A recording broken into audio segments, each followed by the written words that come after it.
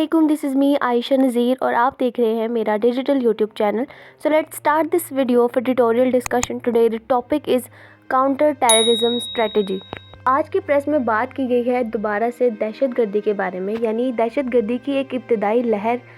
جو کہ بنیادی طور پر TTP کی طرف سے ہوا دی گئی ہے یا اٹھائی گئی ہے، پورے پاکستان میں پھیلنا شروع ہو جاتی ہے اور خاص طور پر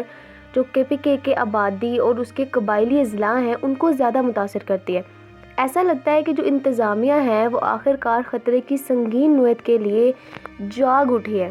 بدھ کو ایک بیان میں وزیر اعظم شہباز شریف نے دہشت گردی پر قابو پانے کا وعدہ کیا اور قومی الیکشن پلان پر مکمل طور پر عمل درآمد کرنے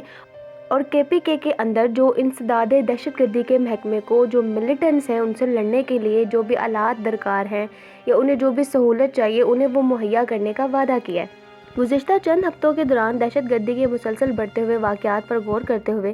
یہ پوچھنا مناسب ہوگا کہ جو سول اور اکثریت قیادت ہے ان نتائج پر پہلے کیوں نہیں پہنچی جس پہ وہ اب ہے، اور ایون اس ٹائم پہ جب سول سوسائٹی اور خاص طور پر جو ملیٹنٹس تھے ان سے متاثرہ علاقوں کے لوگوں نے مکینوں نے مطالبہ کیا تھا کہ ریاست کو ابھرتے ہوئے خطروں سے بچایا جائے، تو اس وقت ان لوگوں نے یہ سٹیپس کیوں نہیں لیے جو اس ٹائم لیے جا رہے ہیں. تاہم شاید کبھی نہیں کے مقابلے میں دیر سے بہتر ہے جو اب ہو رہا ہے. تو اب بھی وقت ہے کہ جو ملیٹنٹس ہیں، جو اکثریت پسندی کے اکثریت کو ان کے حملوں کو بے اثر کر دیا جائے اس سے پہلے کہ مزید ہمیں اس سے نقصان اٹھانا پڑے.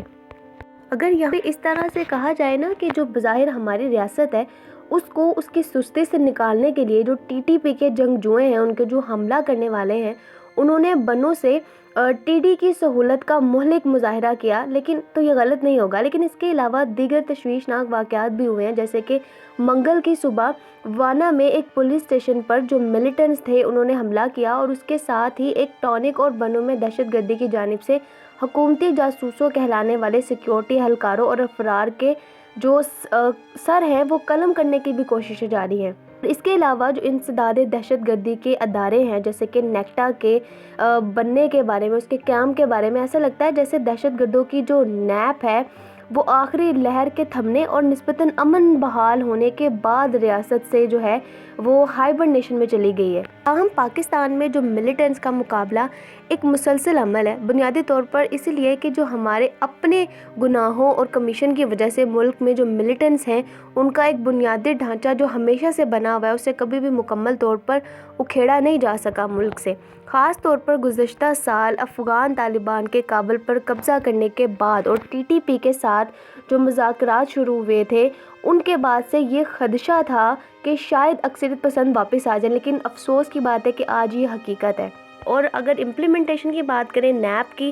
تو اس میں پریورٹی دی جا رہی ہیں، امیجیٹ پریورٹیز دی جا رہی ہیں جی کہ انفورس کیا جائے کائنیٹک ڈومینز کو، جس سے جو لانگ ٹرمز ایم ہیں ان کے اوپر کام کیا جا سکے. لیکن اگر بات ضرورت کی دیکھی جائے نا تو فی الحال نئی سیکیورٹی باڈی بنانے سے پہلے جو موجودہ ادارے ہیں ان کے کردار کو زیر بحث لانا چاہیے اور ان کا جو رول ہے ان کو معقول بنانا چاہیے،